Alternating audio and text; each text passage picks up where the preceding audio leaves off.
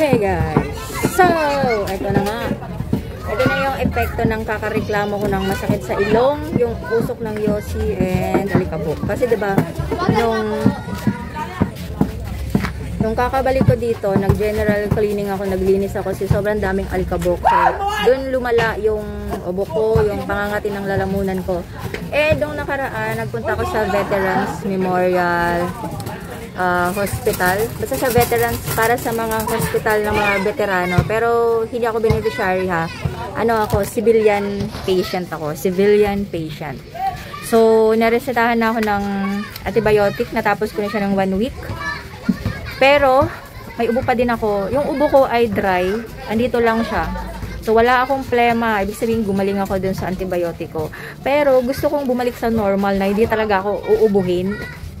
Sinusumpong ako pag nasa tindahan ako, pero pag nasa bahay ako, hindi na ako talaga inuubo. Dito lang minsan pag, ayun na nga, may daming tambay kasi dyan.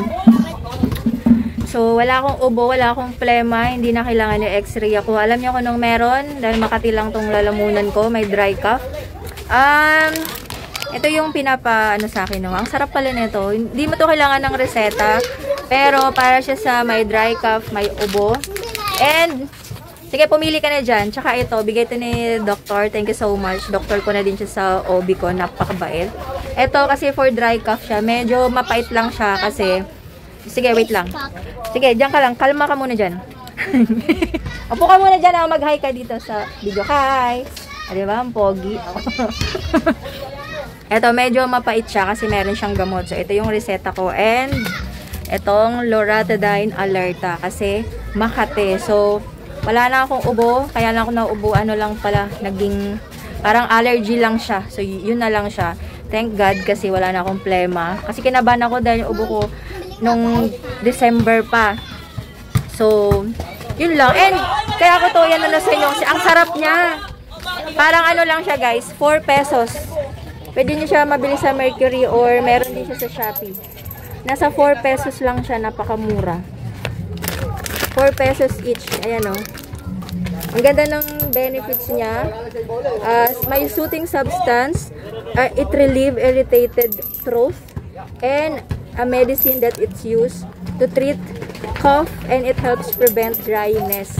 So, para talaga siya sa ano ko. Kaya kung meron kayong ubo-ubo na katulad ko parang natira pa nung Pasko, New Year. Binigyan na kita ha. Hi! Ang pogi no. Pogi ka? Ha? Sige na, thank you. Na-amaze ako kasi akala ko mapait. Kaya gusto ko i-share sa inyo ito oh. Paypakwa candy. Tsaka nag-N95 na ako dito guys. Or yung medical na face mask. Kasi no choice tayo eh. Kailangan natin magtinda. Kahit na yun yung naging cause ng allergy natin. Naging muwila ng probinsya, naging maarte na. Ano, kala mo ang yaman eh. Naging sensitive yung balat ko o yung, ano ba, ang arte mo. So, yun lang na reseta sa akin. Ito, pang allergy, pang kate. Ito, candy, tsaka ito. So, wala na akong ubo. Buti naman, di na ako kailangan na i-x-ray kasi ayoko din. And, flex ko lang to. Ang ganda. Ang dami nakapansin. Gcash, Maya, and Load. Ilan? Much better kapag nag-order kayo niyan, mag-add kayo extra letters. Kasi, ang vowels niya, tsaka consonant, tigda 2 lang. So, yun lang guys. About pala sa veterans, pwedeng magpa-check up doon kung civilian ka. Ang bayad ko ay 450 pesos. Mas okay na kasi hindi masyadong crowded and mabilis lang din yung pag-flow ng mga patients. At yung treatment sa'yo doon ay parang pang-private. Kasi kung veterano ka and civilian, same lang yung treatment. So, napakagaling and mababait yung mga doctors.